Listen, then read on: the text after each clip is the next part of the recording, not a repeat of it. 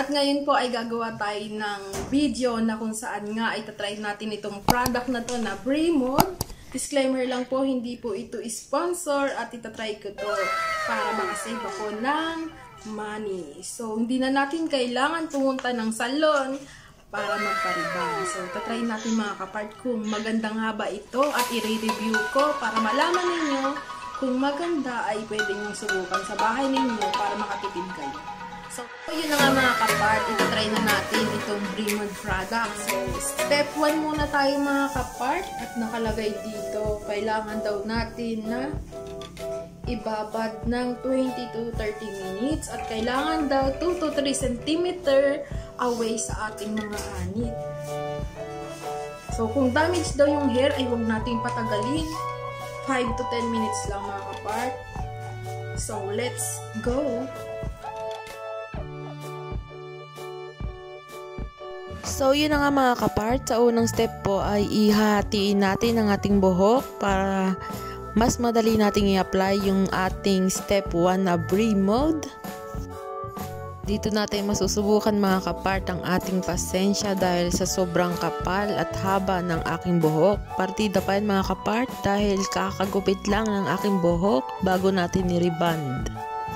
Share ko lang mga kapart, dapat ay magpapasalon ako, kaso ay nung nalaman ko kung magkano nga ang presyo ng aking buhok ay napagdesisyon ko na lang na mag DIY at susubukan ko nga at first time kong gawin ito mga kapart. Lalo na sa aking buhok, sa umpisa ay parang alanganin ako dahil first time ko nga itong gawin at baka masira nga ang ating buhok. Pero dahil nga malakas ang ating fighting spirit, kaya naman tinuloy-tuloy natin mga kapart. Na-order ko lang to through online, through Lazada. Kaya mas makakatipid kayo kung kayo mismo ang magre-rebond ng inyong buhok at siguraduhin nyo lang na mga kapart na masusundan nyo step by step ang mga instruction na nakalagay sa likod ng Bremod rebonding set.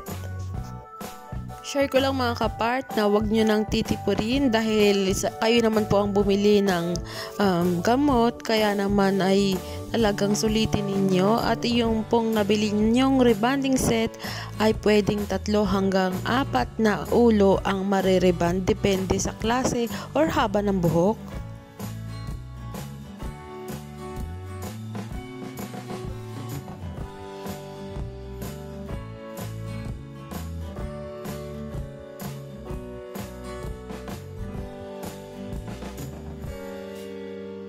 Lalagyan na natin yung kabilang section ng ating buhok at make sure na nalagyan po lahat at 2 to 3 cm po ang pagitan para po hindi po ma-irritate ang ating anit. Uunahan ko na kayo at pagpasensyahan nyo na kung may lumalabas dyan ng mga kutsinta at saka disclaimer lang po mga kapart, first time nawa at hindi po ako professional.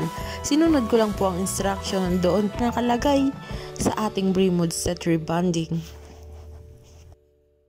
Natapos na tayo mag-apply ng ating set number 1 at magantay tayo ng 25 to 30 minutes at kung natural ang buhok ay mga 25 minutes at kung damage naman ay wag po natin patagalin at putin lang natin ng mga 15 minutes. So yan na po, ay dahil natuyo na po ang gamot at kumapit na sa ating buhok ay inanlawan na po natin. So pagkatapos nyan mga kapart ay kailangan nating i-blower. Kung wala kayong blower, pwede kayong gumamit trick pan para patuyuin at kumapit lalo yung gamot na nilagay natin bago siya plansyahin.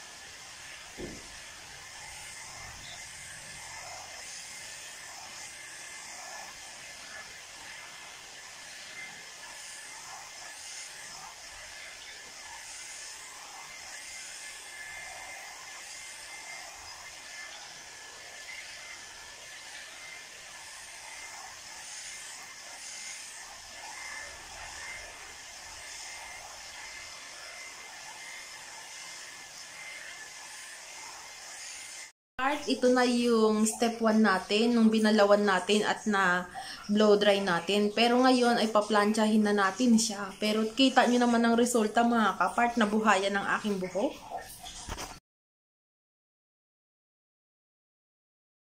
Dito na tayo sa part na magpa-plancha na tayo ng ating buhok, kaya kailangan nating is-section ulit at panipisin dahil kung mas manipis, mas maganda ang pagpapa-plancha ng ating buhok at talagang tutuwid siya mga kapart. Sa kabilang banda dyan ay talagang nakakangalay kung ikaw ay nag-isa lang na gumagawa ng sarili mong buhok. Ika nga nila mga kapart ay talagang tiis ganda nga. Kung gusto mo nga naman talaga gumanda ay magtiis ka at tiyagain mong plantsahin ang buhok mo ng manipis na para mas maganda yung kalalabasan nito mga kapart pagkatapos nating plantsahin ang buong buhok natin.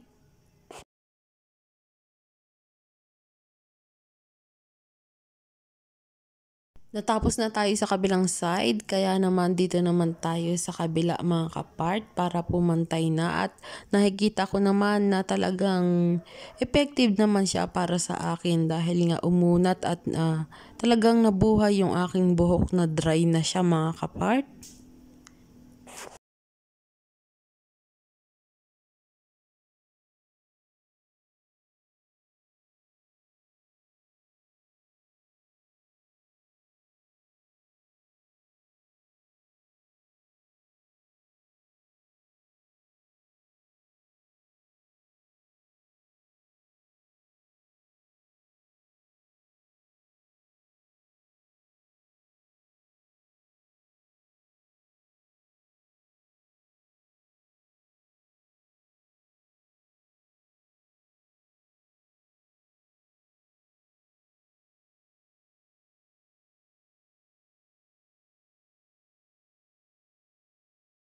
So, yun na nga mga kapart, nasa first step pa lang tayo pero kita na natin ang result.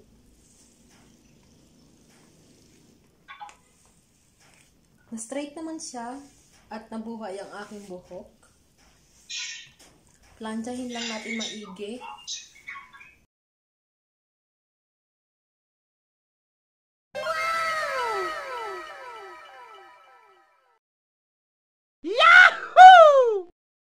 Tapos na tayong magplantsa ng buhok. Ngayon naman ay proceed na tayo sa ating next step na kung saan ay mag-a-apply ulit tayo ng gamot sa step number 2 mga kapart. At let's go! Gawin na natin para matapos na ang ating ginagawa.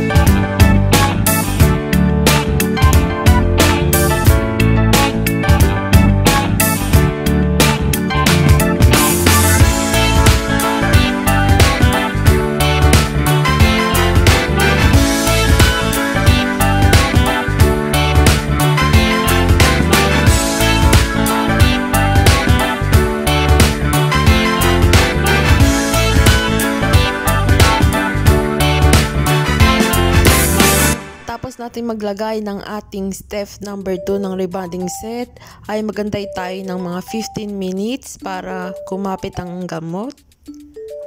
So, pagkatapos niyan mga kapart ay kailangan nating balawan at patuyuin ulit. At konting hagod lang ng plancha ay okay na ang ating rebond. So mga kapart, kung bago kayo sa aming YouTube channel, don't forget to like, share, and subscribe. Hit the bell button para updated kayo sa aming mga bagong videos. Maraming salamat mga kapart!